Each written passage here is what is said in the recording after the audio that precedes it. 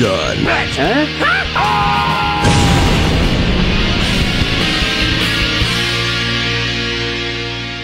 Hello, I'm the Nostalgia. I'm 3D! I'm 3D! I'm 3D! I'm 3D! What the hell was that? You must excuse him. He's always this way. Who the flying Ritalin are you? We are the 3D brothers. He's distracting, 3D? I'm dignified. 3D? You may have noticed my work from films like Hugo or How to Train Your Dragon. Wait, if you're the 3D brothers, where's the third one? Oh, he's over there. You might recognize him from movies like Clash of the Titans or Last Airbender. We call him Doesn't Count. Hey, doesn't count. Show him your effects. Ooh, my hand is slightly in front of my face. What does it matter? I'm not even supposed to be here. Oh, now that's not true. Yes, it is. Mom thought I'd make things better, but all I did was draw attention to how broken everything really is. He's always getting involved where he doesn't belong. Okay, what has that asshole been in? Oh, the usual 3 movies tripe. 3 movies? Yes, Jaws 3, Friday the 13th 3, and Don't say it! Spy Kids 3. No! I don't want to do Friday the 13th Part 3. You're doing Spy Kids 3D. Even worse!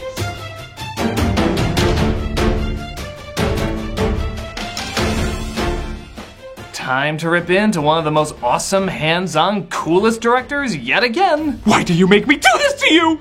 Robert Rodriguez. Known for making tons of impressive films on a very small budget doing a lot of the work himself, his focus was to have the creativity of the production disguise how unbelievably cheap it usually was. Sometimes it worked, sometimes it didn't, and sometimes it did both.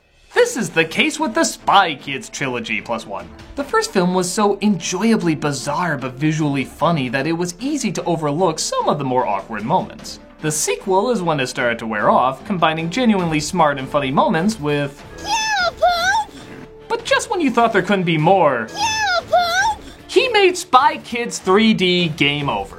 To its credit, this is one of the movies that brought 3D back into the limelight as a profitable idea. The only problem is it's used as a more exploitive gimmick than God is to PureFlix.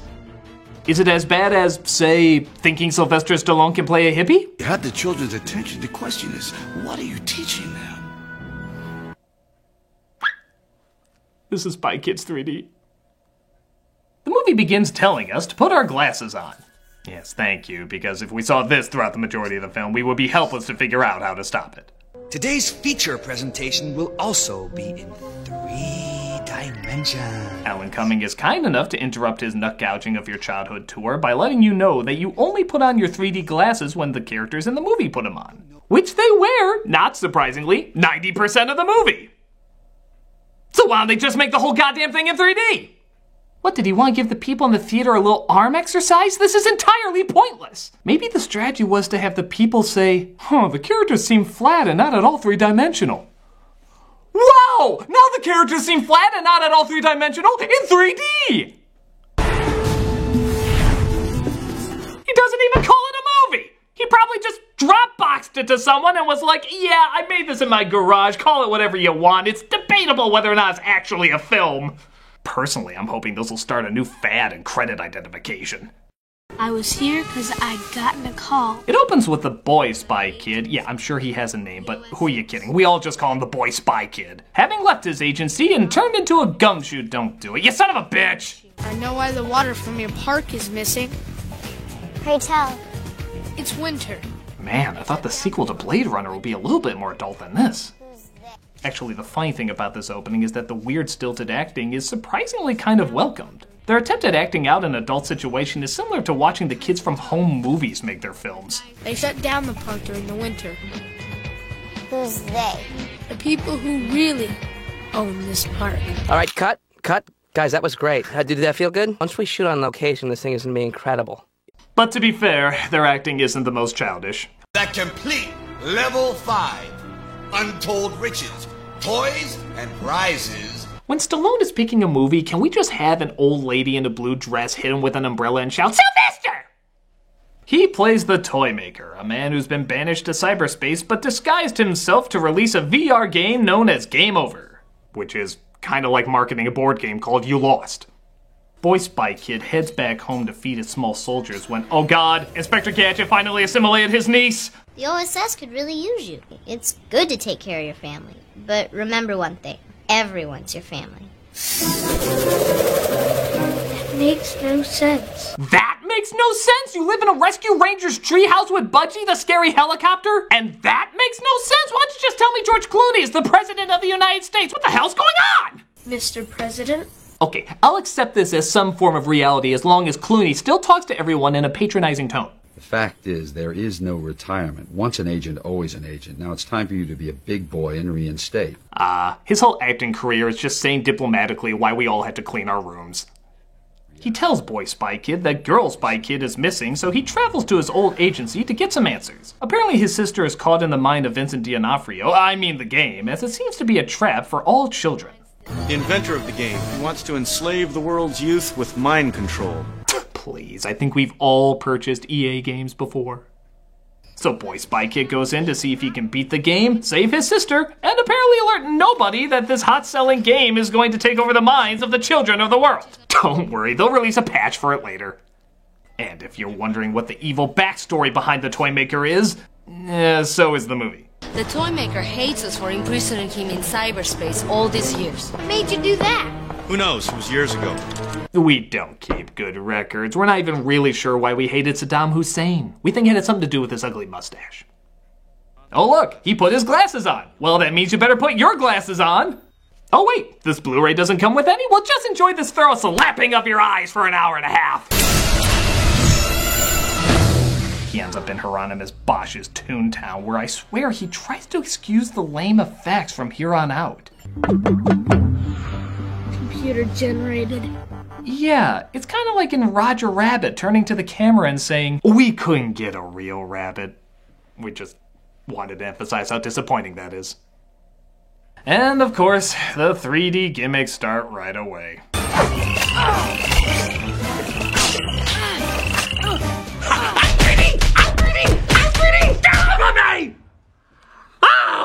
Sorry, Distracting doesn't yet know the responsibilities of his 3D. You think? You see, I use 3D as a means to transport people to another world, helping the viewer immerse themselves into the story. Yeah? Well, what does he do? Well, you know that trick when you're a little kid and you want to annoy someone without touching them?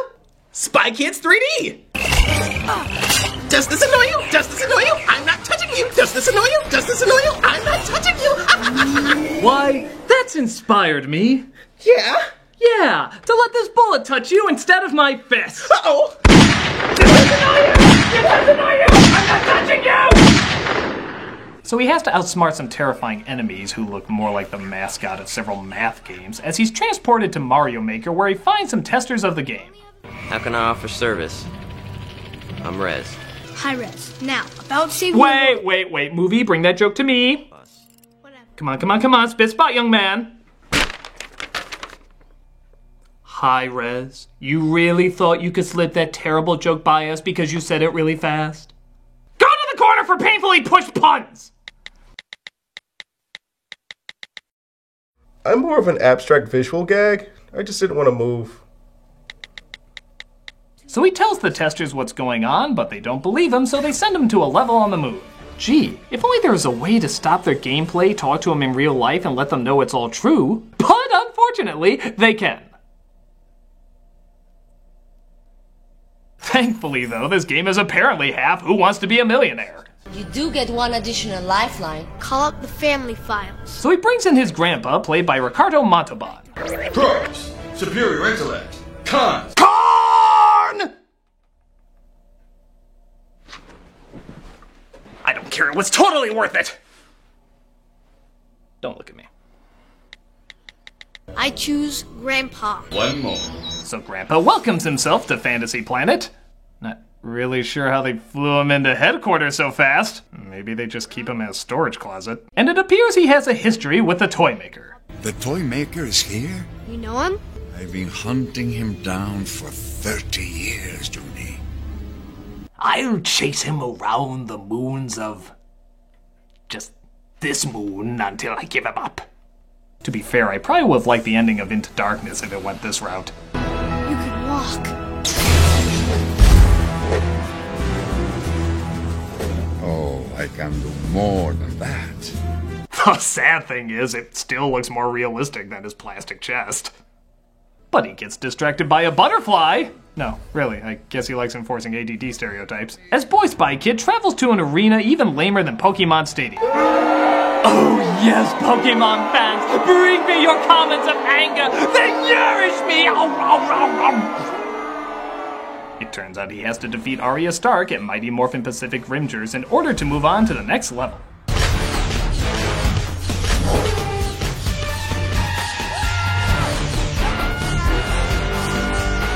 I'll give Rodriguez this. These must be the greatest movies to work on if you're a child actor. What do I do? Just lay down. What do I do? Just move your arms slightly. You're gonna make me look cool, right? Even though you're not moving a single solitary muscle, I'm gonna make you look like the most badass fighter in the world. Now, Stephen Hawking, get in your ninja outfit! He beats her just in time to see Sylvester Stallone play a wide variety of characters. Because if there's anyone I trust who can play a wide variety of characters, it's Sylvester Stallone. What I want, what we want. What do we want? Time on this planet is over. It belongs now to our youth. Not if we control their minds. Oh, we could, like, start the world over again and cure it of its diseases. Wow. I haven't seen someone so dedicated to playing such a wide range of roles since Adam Sandler did a high squeaky voice next to another Adam Sandler doing a high squeaky voice. Hell, even Stallone comments on how he forgets he's talking to himself. Who are you people? Who are you? I forget the extent of my programming powers from time to time, and for a moment, I actually believed that you existed. Yeah. What other ways do you think Stallone fools Stallone?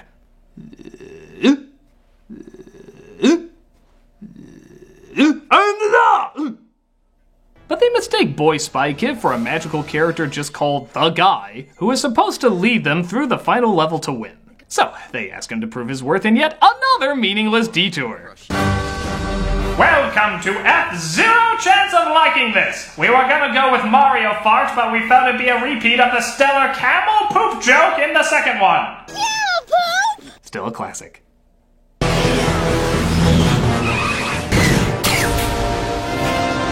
Until Captain America Civil War, these would be the most impressive action effects ever put on screen. Maybe Food Fight comes a close second.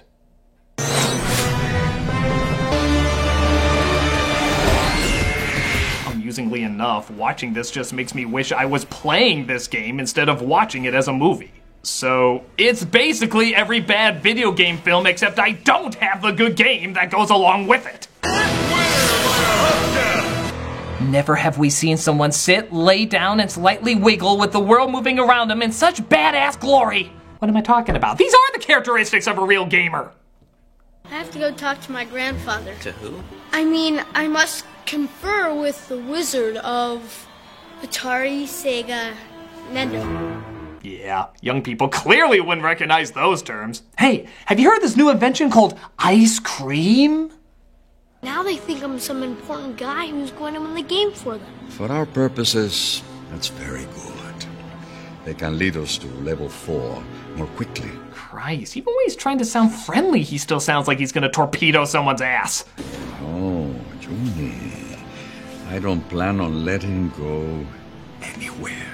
Don't you know the ancient Klingon proverb that says, camel poop? We'll talk about this later. Of course, after you tell me where the hell I just went. Want to beam up?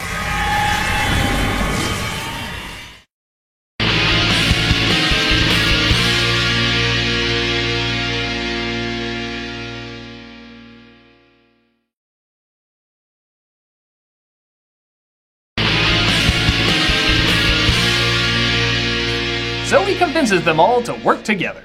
If we all work together, we all win. With my strength, My brains. My cool. And my axe. They get to level 3, but it looks like it's Duel of the Fops, as 2 of them have to fight and one of them has to lose in order to move on.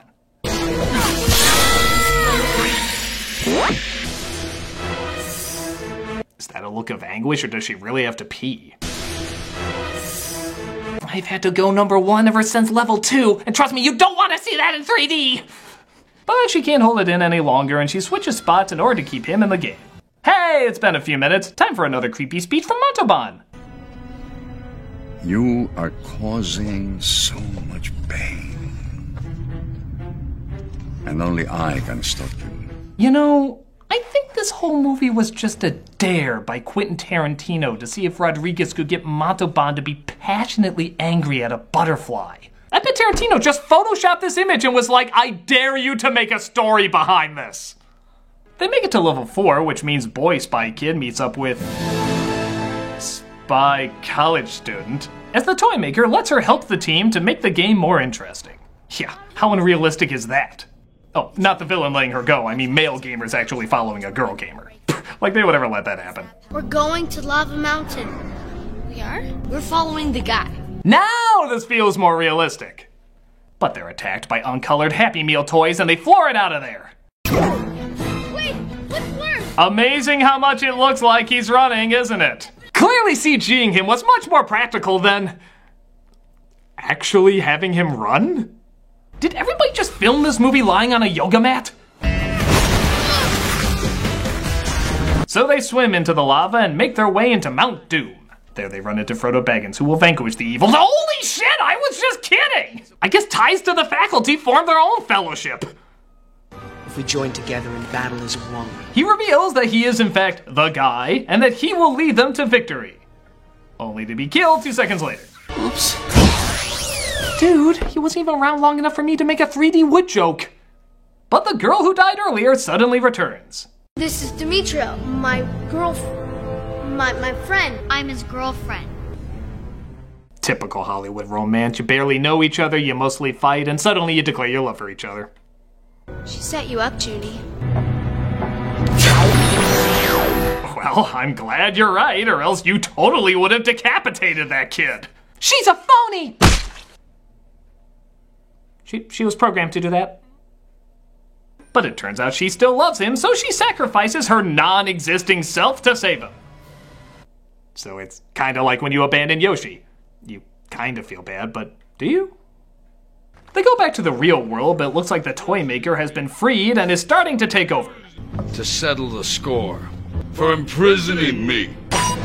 All I wanted to do was right the wrongs. You know, I think the way Rodriguez gets half of these people is he just has them Skype their lines. Clooney, can you webcam yourself against the green screen? Yeah, sure. Stallone, can you FaceTime yourself in half the costumes from Staying Alive? You got it, pal. Banderas, can you put on your Halloween costume from last year and just wave your arms in front of a wall? Any wall, it really doesn't matter. Si, senor. Bill Paxton, can you... Somebody ring the Dinkster! Steve Buscemi, can you just run out in the middle of the street so I can put you on a giant flying pig? Strangely enough, that's not the weirdest thing I've been asked to do. I can see why this was called a digital file, because all the footage was emailed to him in that format! Where was I? Oh yeah, giant robot monkeys that you can only see if you put your magic glasses on. That really needs to be much cooler than what I'm seeing here. But Montalban goes inside the robot head of Tim Allen and confronts Stallone simply to say he forgives him for putting him in a wheelchair years ago. This causes Stallone to turn off all the machines, crashing his robot with the two of them still inside into the ground.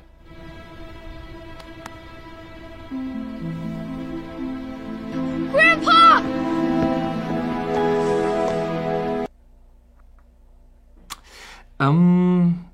No. Just no. 101 Dalmatians of no. Yeah, let's say Ricardo's here and Stallone's here. There's no way. Dead instantly. Their bones would be dice in a Yahtzee cup. You wouldn't even recognize their remains. How would he even get the wheelchair on top of that thing? Let me see if it's any better with this. Nope, but still no! But it's okay because everyone learns the true meaning of family. And that excuses 100% of everything. To family. To family. To family. To family. To family.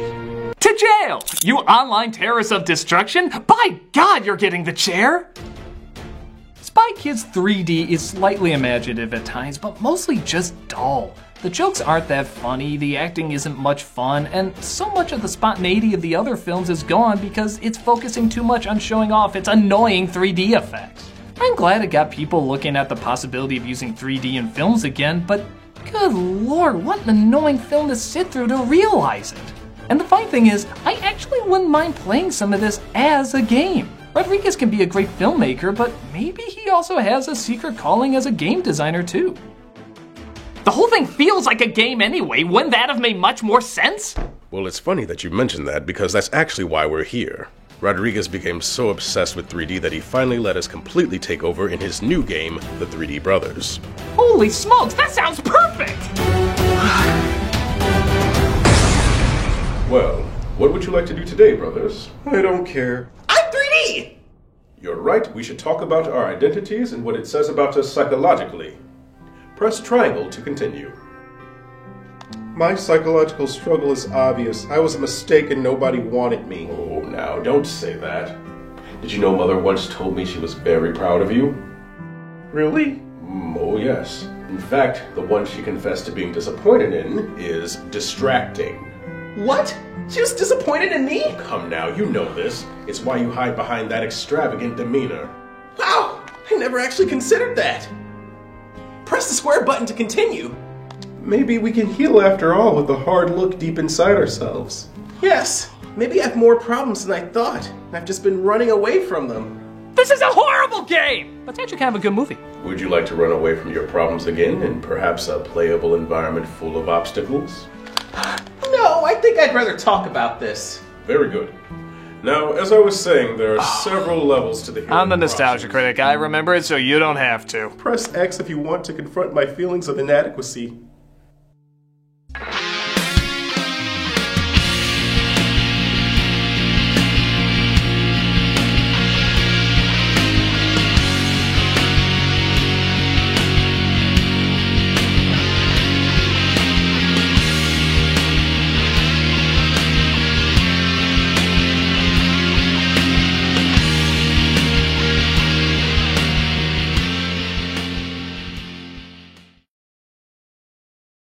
Somebody ring the Dingster! Hey, Doug Walker here doing the charity shout-out. This week we are doing a very popular and very well-rated one. This is the Breast Cancer Research Foundation. This is a non-profit organization committed to achieving prevention and a cure for breast cancer. They provide critical funding for cancer research worldwide to fuel advances in tumor biology, genetics, prevention, treatment, and survivorship. This is the highest rated breast cancer organization in the United States with an A+ rating from Charity Watch and 4 out of 4 stars from Charity Navigator. That's damn impressive. They've raised more than $500 million for life-saving research. They seek out the brightest minds in science and medicine and give them the necessary resources to pursue their best ideas. As a result, researchers are able to make discoveries and design new approaches to address all aspects of breast cancer, and do so in record time. Go to their site or their YouTube channel to hear all the incredible stories of survival and just how important this foundation is. The thousands of women and men suffering from breast cancer depend on us. No institution can conquer this disease alone, but together, we can.